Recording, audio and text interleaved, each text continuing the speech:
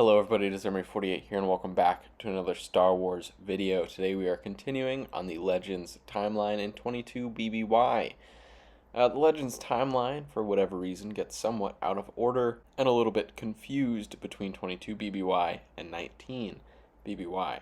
And then they have like the ABG listed as well, which doesn't agree with the year. So I'm just going in the order that it has it and accepting it at this point. This is a set of 2 short stories by Timothy Zahn, illustrated by Andrew Robinson. Changing Seasons. Part 1 is Guardian of the People. Obi-Wan has crash-landed on a planet with a separatist base after destroying some droid-piloted ships. Obi-Wan was trying to locate the base when his ship was hit.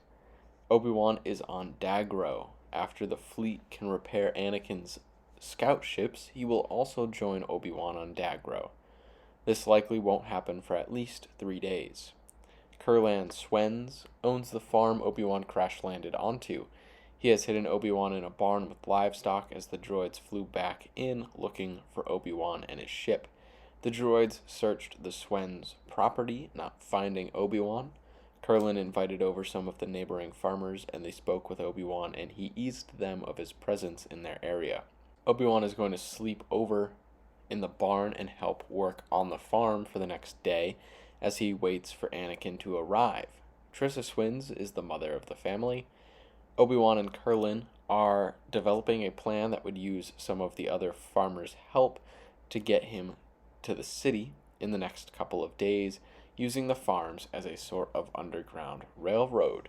Obi-Wan spent another 2 nights in the barn as droid patrols were increased and worked during the days. The next morning, the droids came back to the Swens' property and found Obi-Wan. Obi-Wan stalled long enough for Anakin to arrive with backup and help take out the droids at the farm. Anakin met with the family while the scouts chased the rest of the droid ships to a gorge where Obi-Wan now believes is a separatist research facility. The scout team is going to leave to not disrupt their schedule, but Obi-Wan and Anakin are going to investigate their suspicions. Moving on to the second short story, which is part 2, People of the Guardian. With the help of the Swens, Obi-Wan and Anakin have come up with a plan to enter the gorge through the river to try and find the separatist facility.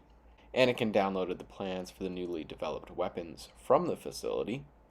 Anakin and Obi-Wan fought new droids being developed in the facility, all smaller than battle droids, most flying, some with electric-based attacks, some that exploded and sent shrapnel towards the target, and another that would release acid.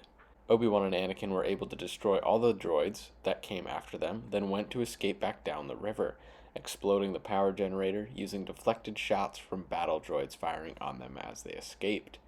Obi-Wan and Anakin returned to the Swens' house. There they revealed that a stealth carrier was camouflaged somewhere in the fields, carrying new droid weapons. Kurlan again invited over neighbors and they helped plan how to destroy the carrier.